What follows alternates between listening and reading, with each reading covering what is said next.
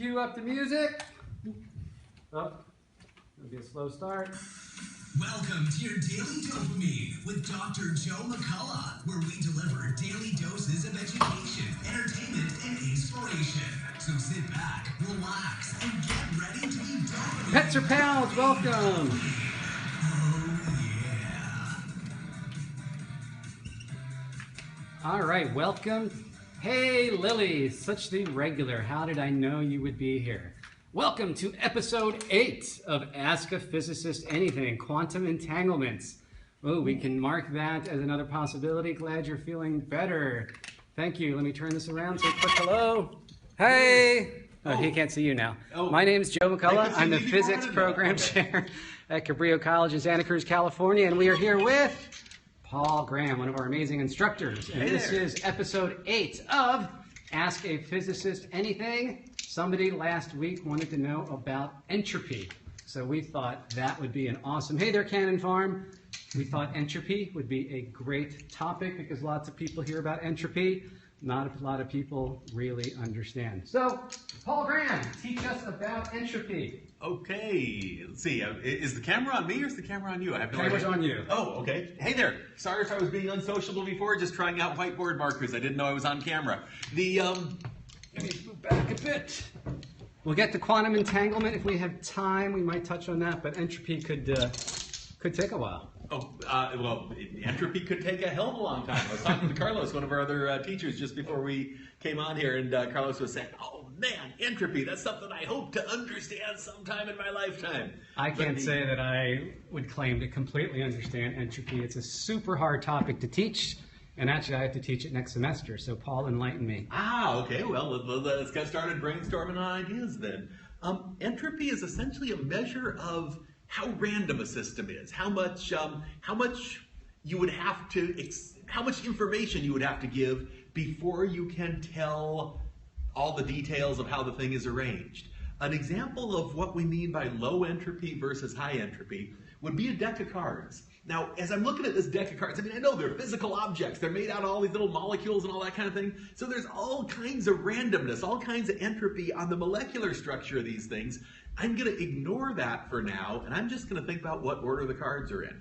And you notice, because I sat down and did this before we came on here, the cards are in a specific order here. They're pretty much factory order. I've got ace through 2 of every suit, all in order, which means that if you were to ask me, hey, describe what order this particular deck of cards is in, well, if we already know what the factory order is, I don't have to say a damn thing. I can just say factory order, and we're done.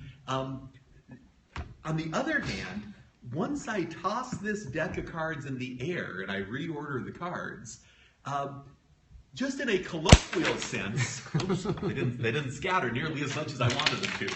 Okay, just in a colloquial sense, you'd now say, yeah, I can see there's a lot more randomness to that deck of cards, and I could back that up with what I was saying about entropy and information. If I were to gather all the cards off the floor, some of them fell on the floor, put them back into a deck, only now the order really is, random, then if you were to ask me, hey, describe to me what order those cards are in, well, shit, now instead of just saying, oh yeah, they're in factory order and being done, I've got to say, Queen of Spades, 4 of Clubs, 4 of Hearts, 9 of Diamonds. But I got to give you a lot more information before we know what order these cards are now in.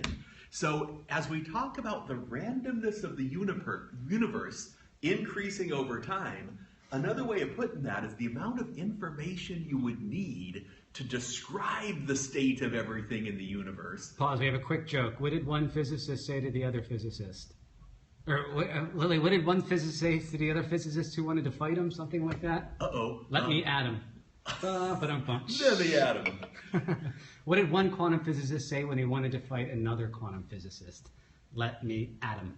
Okay. Thank you, Lily. Moving on. Entropy.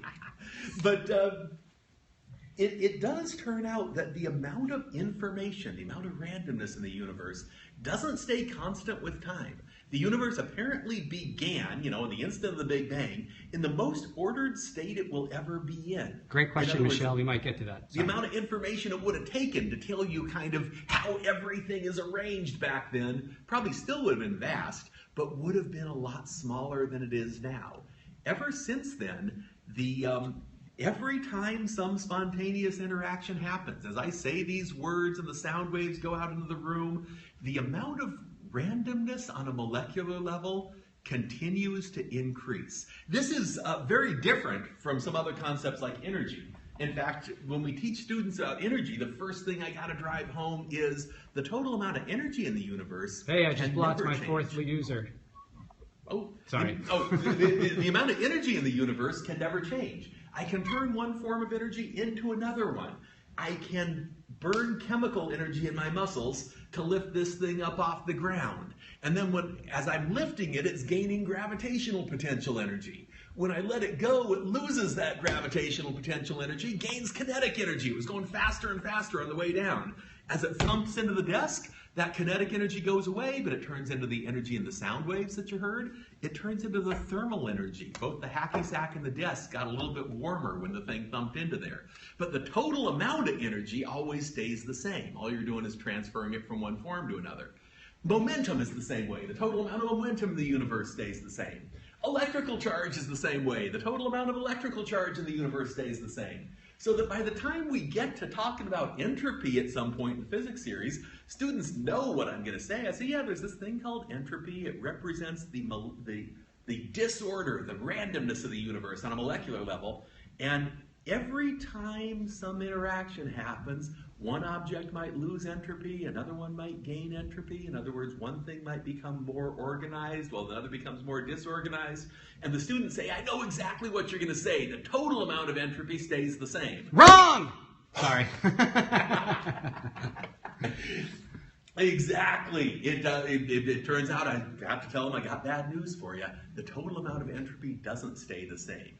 It always increases. If you are really careful, you might be able to do some operation and not change the total entropy of the universe. However, there is nothing you can ever do that makes the total entropy of the universe come back down. And from a practical point of view, when I was acting as if I was separating these two cards and doing it so carefully that I don't change the total entropy of both of them, no, bullshit. I might have been changing the entropy less than if I just kind of carelessly manipulate them. But pretty much every operation you do on a macroscopic scale increases the total randomness, the total disorder of the universe. So let's pause. So entropy is a measure of the amount of disorder in a system. The amount of disorder, and another way of putting it is the amount of information it would take if you wanted to tell me exactly where every molecule in that system is. So if entropy is always increasing, does that mean our universe is moving towards disorder? It is, and at first glance that sounds like great news, at least if you're an anarchist at heart. You can say the future is an unrestrained party. Unfortunately, we're talking about disorder mainly on a molecular scale. And the universe's definition of disorder isn't quite what a human might enjoy if they say, nah, I'd rather live in a disordered universe. Well, the problem is the state that if I take some chunk of matter and I say, what state could I put it in that's going to have the maximum possible disorder? Every particle in it will be doing a random thing with respect to every other particle. And the amount of information it would take for me to describe what they're all doing is as huge as possible. It turns out the way to maximize the entropy of some particular chunk of matter would be essentially to reduce the whole thing to a lukewarm gas. Now, so somebody had a good question. If the entire entropy of the universe is increasing, but the universe is cooling, kind of seems like if it's cooling, it might be getting more ordered. If the only thing that was happening was that it was cooling, then you're right, it would be getting more ordered. Every time one system is cooling, then some other system, well, if something's cooling, that means it's losing thermal energy.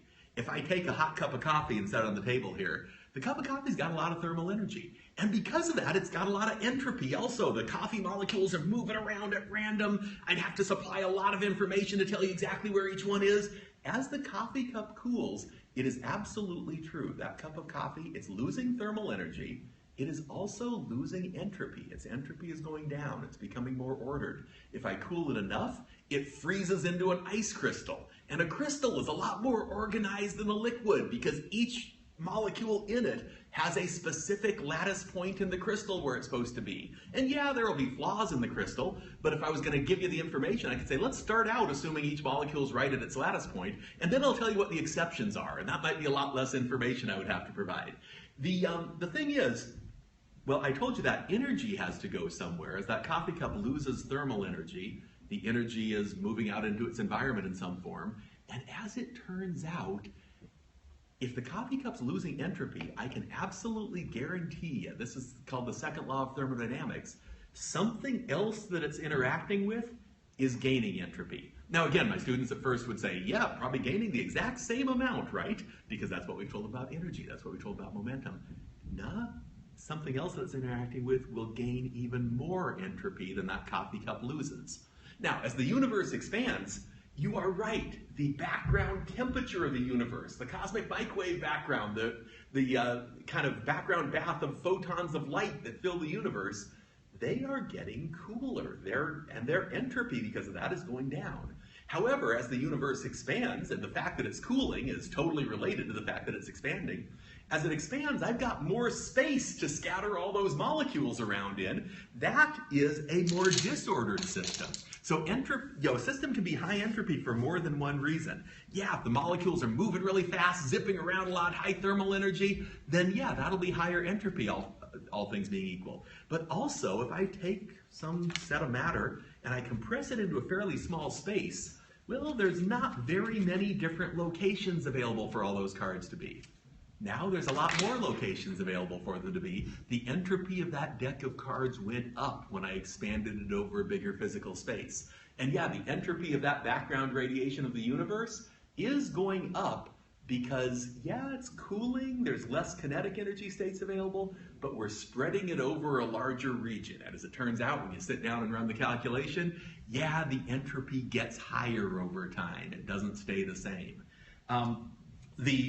The fact, I kind of alluded to the fact that we think of this as a piece of cosmic bad news, because again, although disorder might seem like a fun thing from a human point of view, if it just means, hey, nobody can tell me what to do. Well, the problem is I still like to be able to tell all the molecules in my body to form organized structures like cells and everything. Otherwise, I'm not going to have much fun at all. And as we talk about the entropy increasing at a molecular level, that's kind of saying in the very distant future, trillions of years from now, all the energy in the universe will still be here. The exact same amount of energy we've got today will still exist in the universe in 10 trillion years. However, it'll be in a much higher entropy state, which means things like new stars will no longer be forming. Interesting things like organic life forms will no longer be coming into being because it would, takes a lot of organization on a molecular level to build a living cell. So the universe would run down into what to the molecules might seem like a giant party. Nobody tells us what to do. We can be in this huge variety of different states. But to larger things like organic life forms, no, it's going to seem like a very boring, dull, inhospitable universe where it's not that we're bored because we can't exist in the first place. So they call this, the phrase they came up with in the Victorian era when the laws of thermodynamics were first being discovered was the heat death of the universe, which sounds like some kind of, giant reverse Big Bang, giant space kablooey, as Calvin and Hobbes would say. Instead, no, it means that you're turning more and more of your energy into thermal energy, which is the form that kind of is associated with the highest entropy. And the universe just kind of runs down into this lukewarm state. Every point in it is the same temperature. The freedom is maximized on a molecular level, but yeah, nothing interesting happens anymore. And to the Victorian Romantic poets, they found this a wonderfully depressing state of being. Here's a good question. What is the connection between entropy and information? You kind of touched on that. Yeah, entropy, it is pretty much a one-to-one connection. If I ask you how many bits of information would it take me to describe a system, that is exactly the same question as how much entropy does that system have. In fact, computer scientists use the word entropy and the word information interchangeably. If I give you a text file and it takes a billion bits of data to store this file on the disk, what a data compression algorithm would do is say, you know what, I bet there's patterns here. I bet you don't have just a bunch of random ones and zeros. If you did, there'd be no way to compress the file. But if it's, you know, somebody typing out words, then you say, hey, when they type out Hippopoma, I know they're spelling hippopotamus. I can almost fill in the rest without having to see it. So it's not just the word hippopotamus. You could run an analysis where you'd say, let me take this big text file, look for all the ways in which there are patterns, which means I don't need quite as much information to describe what's going to happen, and crunch this thing down into a smaller file. The number of bits it still takes to store it, that's the entropy of the file. You could say the same thing about this deck of cards. When I reorder the deck, it's a much smaller deck now because I lost most of the cards, but when I reorder the deck, if I was going to tell you what order the cards now are in, you could say how many bits of information is it going to take for me to do that? If I want to describe that cup of coffee that I told you about, well, now I need to tell you the position, the momentum of every particle in that cup of coffee. A cup of hot coffee, it'll be a lot harder for me to do that because they've got a bigger variety of momentum states to choose from. A cup of cold coffee, it'll be easier. It'll take me less information. So yeah, as the entropy of the universe gradually increases, the amount of file storage it would need on some cosmic computer to describe the current state of the universe continually goes up.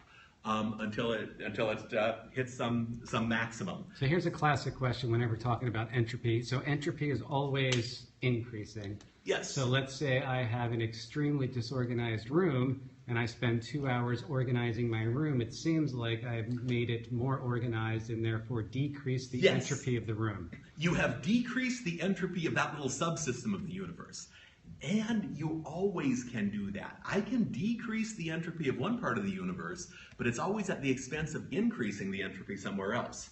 If I take these cards and I decide to sort them back into factory order, then I have to sit here moving the cards around on the table. Yes, I can decrease the entropy of that deck of cards, but as I'm burning chemical energy, turning it into thermal energy in my muscles as I move the cards around, it will always be true that the amount of entropy gained elsewhere in the universe, namely in my muscle cells and the air that I'm heating up as I'm moving air currents around and all that, will always be greater than the amount that I decreased it by right here. So that they sometimes say the first, second, and third laws of thermodynamics, they sum them up in the pessimistic trio: you can't win, you can't break even, you can't even quit the game. You can't win as energy conservation. No free lunch. There is no way to increase the total amount of energy in the universe. I can increase the energy of one object, like this hacky sack I just did, but it's always at the expense of decreasing the energy somewhere else the exact same amount. So you can't win. You can't break even. That's the second law of thermodynamics. That's entropy. And it's even worse news than energy.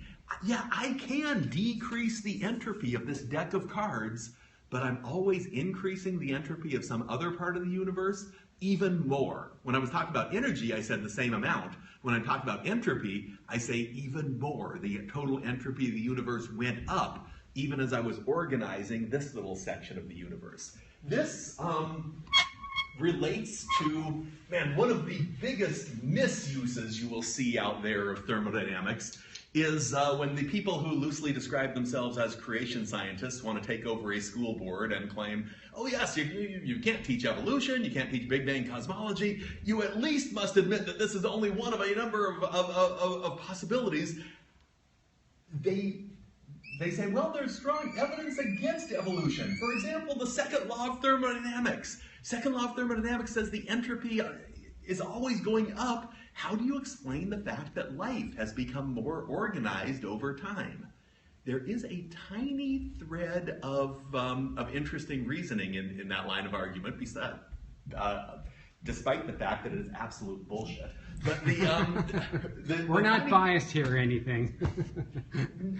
I agree. Biased, except that when somebody's wrong, they're wrong. There's no diplomatic way around that.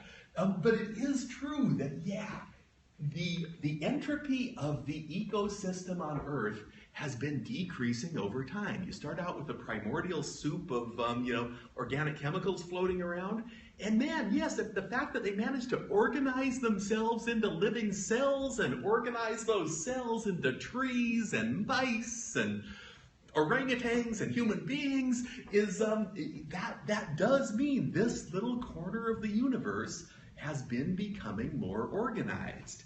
Now, I was telling you, you can never decrease the entropy of one corner of the universe without increasing the entropy of something else that it interacts with. Another way that that is sometimes stated is you can't decrease the order of one little section of the universe without some outside energy source. And do we have an outside energy source that's interacting with the ecosystem of the Earth? Well, if it is daytime where you are right now, you walk outside and you look around for the single brightest thing you can see, and you found that outside energy source. It was not all that difficult. Sunlight coming in is the outside interaction that's letting the entropy of the Earth's ecosystem go down. Now, I don't find that actually the greatest explanation, because man, why am I mixing energy and entropy? They're two different conservation laws. So what I would actually say is, yeah, the sunlight that's coming in is supplying energy, but even more importantly, it is lowering our overall entropy. How is it doing that?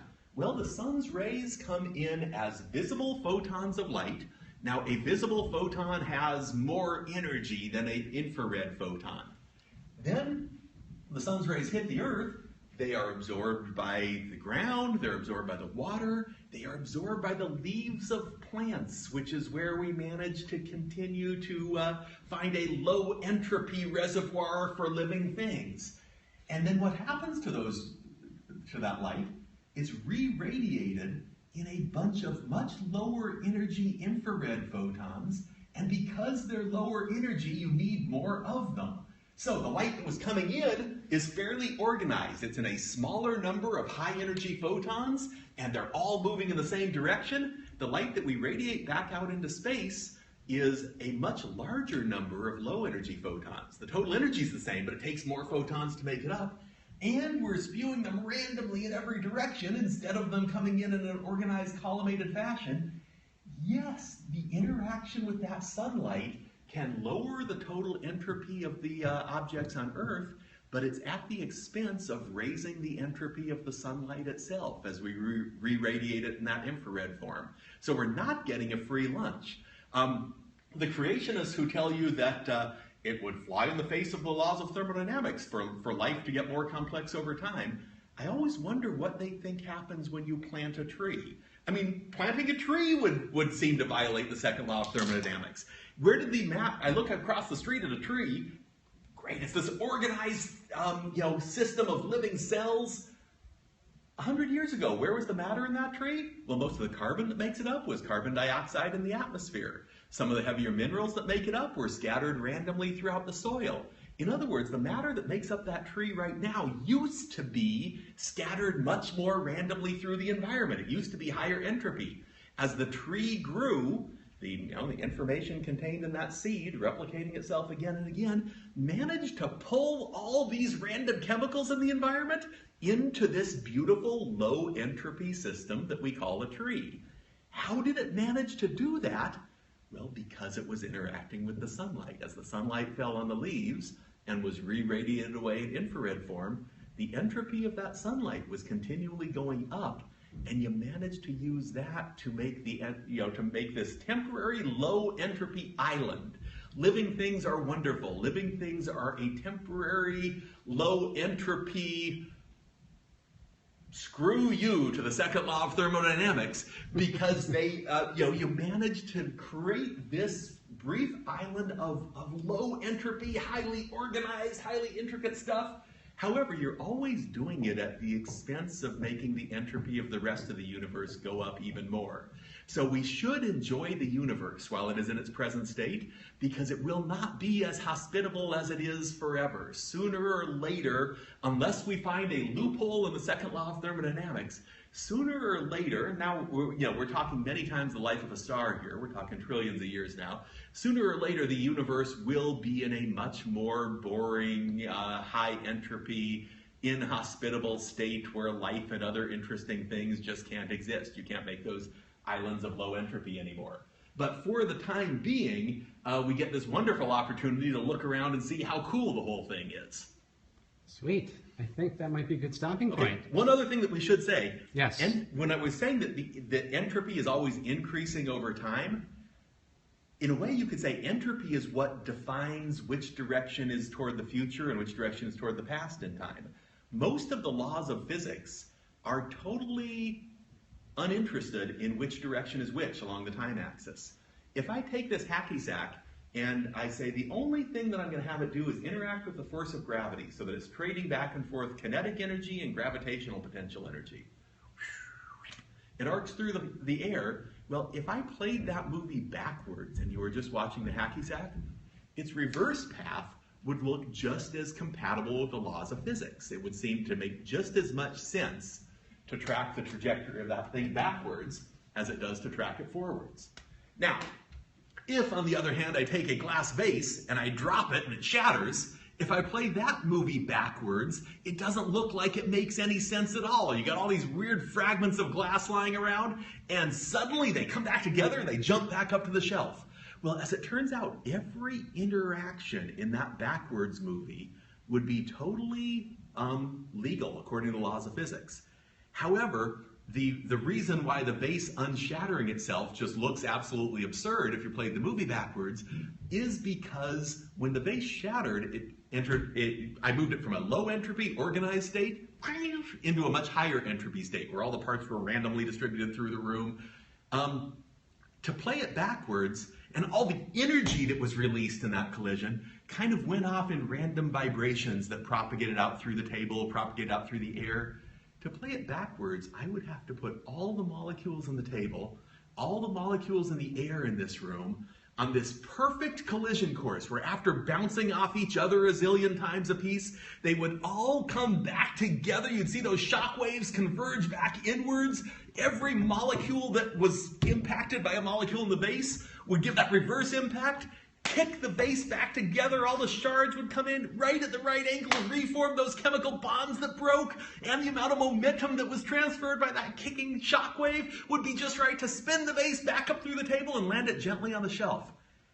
That would never happen because that would the amount of precision you would need to set up the initial conditions would be like sitting here and carefully ordering an almost infinite deck of cards. It's not that the vase falling off, it's not that the vase unbreaking itself and jumping back up to the shelf would violate energy conservation. It wouldn't violate momentum conservation. All the energy would come from those molecules that converged in on this perfect reverse shock wave. However, for the vase to unbreak itself spontaneously like that would violate the second law of thermodynamics.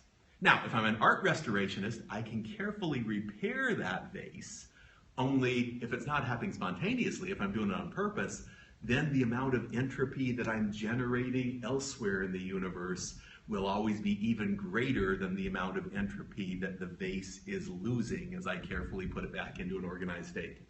Nice. So, the future is, by definition, the direction that the entropy is increasing. The only way you can tell which direction in time is the future, which direction is the past, is because the universe started in a very low entropy state. Since then, it's been evolving into a higher and higher entropy state. And each time you see a movie where it would look absurd if you played it backwards, then you know that when you play it forwards, you are watching the total entropy of the universe increase. If you played it backwards, you would be trying to watch the total entropy of the universe decrease, and your brain would tell you immediately, you know, that's something that just couldn't happen. All right. Thank you, Paul. Turn this around. Just say, hi, my name is Joe. Oh, now it's looking at me. We have been doing Ask a Physicist Anything with our amazing Paul Graham. Episode 8 was today all about entropy. And we're here every Wednesday, 3 o'clock Pacific Standard Time. I will go through the comments and see if there are questions that we didn't get a chance to answer. And yeah, stay tuned for an exciting week next week. Paul, say goodbye. All right. Everyone see you says later. thanks. You rock. All right. Thanks again for joining. Hopefully we will see you next Wednesday.